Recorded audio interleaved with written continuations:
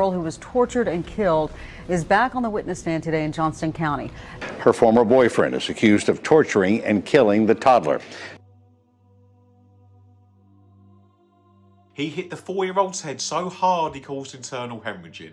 He bit her all over her body a total of over 20 times. He burnt her with cigarettes and he pulled all of her fingernails out with pliers while she was still alive. In the quiet suburban landscape of Garner, North Carolina, the summer of 2010 was stifling, but the heat outside was nothing compared to the slow-motion nightmare unfolding inside a nondescript home on New Rand Road.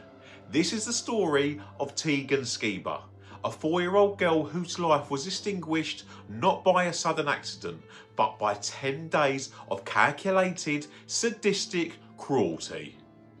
To understand the end of Teghan's life, we have to look at Jonathan Richardson. Richardson was the boyfriend of Teghan's mother, Helen Skiba Wyant. While Helen was away for mandatory Army Reserve training, she entrusted her most precious gift to a man who would soon prove to be a predator hiding in plain sight.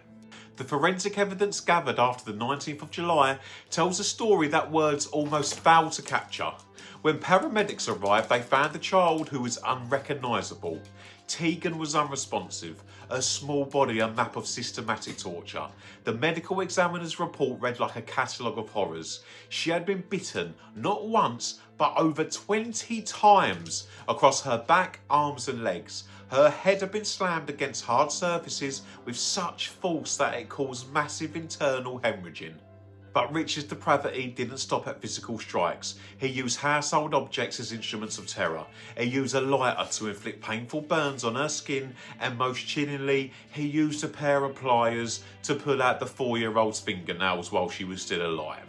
For 10 days, this house was not a home. It was a chamber of horrors, where a preschooler was subjected to what prosecutors later described as an unimaginable level of pain.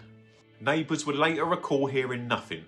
That is the haunting reality of these cases. The loudest screams are often muffled by 4 walls and the victim's own exhaustion. When Teghan was finally rushed to the hospital, the damage was irreversible. Her brain had swollen beyond the point of recovery. On the 19th of July 2010, the machines were turned off and Teghan Skiba took her last breath. She was just 4 years old. The legal battle that followed was swift but heavy.